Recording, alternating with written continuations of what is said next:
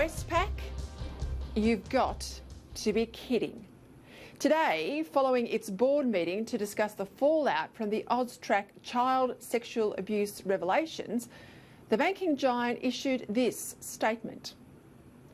An unreserved apology, says the headline, followed by the usual corporate speak about working closely with the regulator and the words straight from a manual on Crisis Management 101 that sounds really serious, but they're just sorry they got caught out.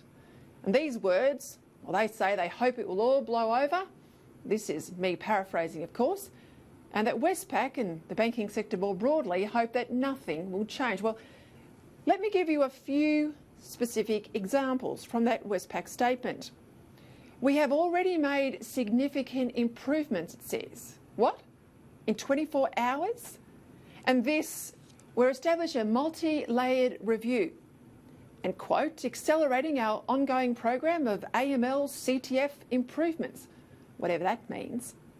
Westpac also promised a review of accountability and, of course, public updates.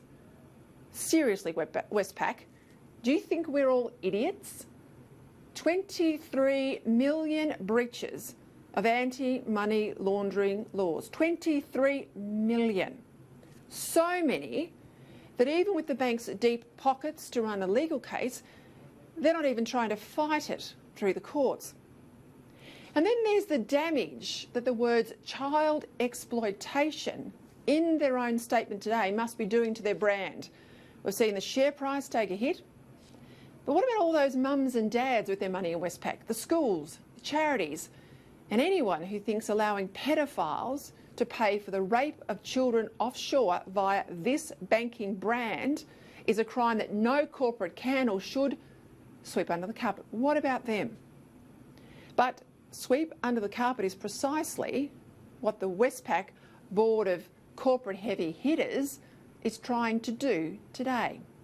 Well, let me tell you, Westpac, you think you might have saved your CEO today, he didn't resign, or your own board director skins, but so too did the NAB before its chairman and its CEO fell on their respective swords and quit a couple of days later after the Banking Royal Commission revelations.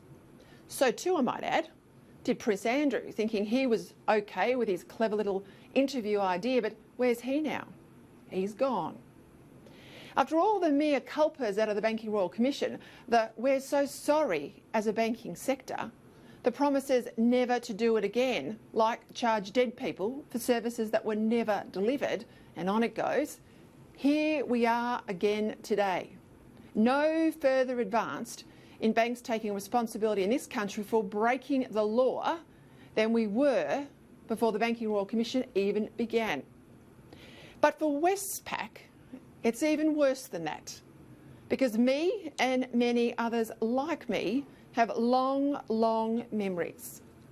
It wasn't so long ago that Westpac was out there demanding a price on carbon, lecturing government and everybody else, even though it was a bank, and politicking was not core business. It wasn't so long ago that Westpac and its New York-born CEO publicly stated in 2017 that it would not provide finance to the Adani coal mine as a matter of principle. Principle. No to a coal mine that will alleviate third world poverty in India and employ thousands and thousands of Australians here, but yes to pedophiles using its banking network to pay for the rape of children in the Philippines. Forget this tripe about saving the world. On what planet does the Westpac board or CEO think this is okay? Imagine if Adani had been involved in paying for or facilitating the rape of children. Their only crime was to end third world squalor.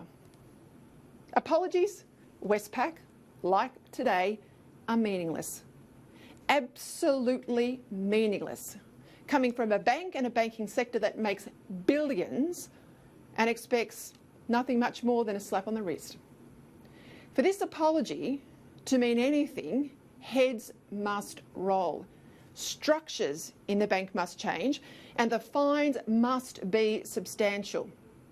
But more than that, how about the big million bonuses get clawed back from executives?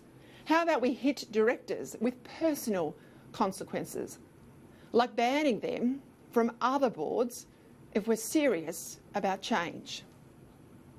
What's happened to Westpac should stand as a sober lesson to any corporate player who thinks they're above the law.